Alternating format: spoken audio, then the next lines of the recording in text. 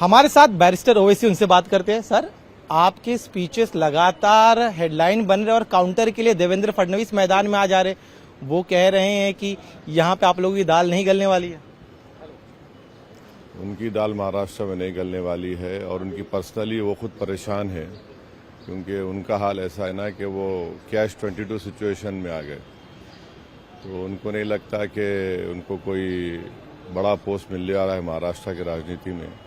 इसलिए एक मुख्यमंत्री वो रह चुके हैं, अभी डिप्टी सीएम है, होम मिनिस्ट्री का उनके पास वो है, मिनिस्ट्री है, और एनसीआरबी का डेटा है, कहता है कि सबसे ज़्यादा हेट स्पीचेस महाराष्ट्र में हुए।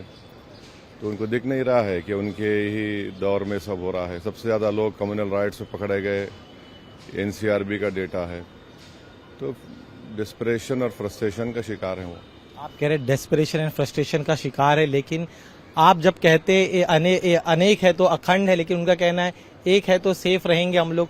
यही बात जो है महाराष्ट्र में चल रही है। आपको समझने की जरूरत है, आरएसएस जब एक बोलती है तो आरएसएस इस मुल्क की डाइवर्सिटी को खत्म करना चाहती है।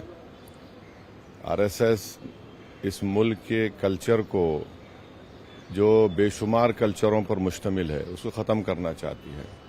अब एक महाराष्ट्र में कितनी डाइवर्सिटी है, जो धंगर है, जो मराठा है, जो माली है, जो बागवान है, हाँ, जो अपर कास्ट के लोग हैं, जो माइनॉरिटी के लोग हैं, जो सिख हैं, क्रिश्चियन हैं, इनकी डाइवर्सिटी अलग है।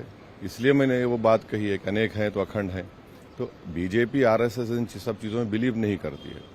लेकिन कह रहे कि इस बार चुनाव जिस तरह से नजर आ रहा है, आप बुनियादी मुद्दों की बात करते, लेकिन लगभग ध्रुवीकरण का प्रयास हो रहा है। एक तरफ कई सारे धार्मिक गुरु हैं, वो एमबीए के पक्ष में, जो इस्लामिक धार्मिक गुरु वो एमबीए के पक्ष में माहौल बनाने का प्रयास कर रहे। दूसरी तरफ शंकराचार्य वो कह रहे कि गौ माता को राजमाता का दर्जा देकर बीजेपी ने अच्छा काम किया है, महायुति के लिए वोट करें। देखिए, इलेक्शन में प्रचार करने का, किसी को वोट डालो मत डालो बोलने का हक हर भारत के नागरिक को हासिल है। अगर वो इलेक्शन कमीशन का या मॉडल कोड ऑफ कंडक्ट का वायलेट करता तो तब वो गलत है। लेकिन धर्म युद्ध का ऐलान तो है, वो देवेंद्र फडणवीस ने कर दिया है। इसीलिए तो हम पूछ रहे हैं कि इलेक्शन कमीशन उन पर एक्शन क्यों नहीं ले रहा है। ये कहाँ का धर्म युद्ध है? ये तो लोकशाही है, जमहूरियत है, इलेक्शन हो रहा है। तो इससे उनका फ्रस्ट्रेशन का इजहार हो रहा है कि वो धर्म युद्ध की बात कर रहे हैं, वो वोट जिहाद की बात कर रहे हैं। मैं चैलेंज कर रहा हूँ कि वोट जिहाद का डेफिनेशन बताओ। चलो, क्या डेफिनेशन है तुम्हारे पास? क्या इलेक्शन कमीशन ने डिफाइन किया है? अच्छा, तुम्हारे पास क्या डेफिनेशन है बताओ। मोदी की मेजॉरिटी कम हो गई तो क्या हुआ? उधर कौन सा था? वोट जिहाद था, धर्म युद्ध था वहां पर।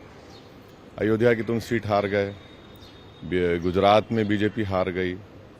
तो ये फ्रस्ट्रेशन है इनको दिख रहा है सामने क्या हो रहा है, जमीन खिसक रही है इनकी। देवेंद्र फडणवीस का कहना है कि एक आखिरी सवाल, चलिए, शुक्र हमसे बात करने के लिए। तो ये थे असदुद्दीन ओवैसी, जिनका कहना है कि धर्म युद्ध का भली बात कर रहे हो, लेकिन महाराष्ट्र में जो भी इस तरह से धर्म के आधार पर मत मांगने का प्रयास करता है, ऐसे में चुनाव आयोग को उस पर कार्रवाई करनी चाहिए। कैमरामैन संतोष दिवटे के साथ दिनेश मौर्य, इंडिया टीवी, मुंबई।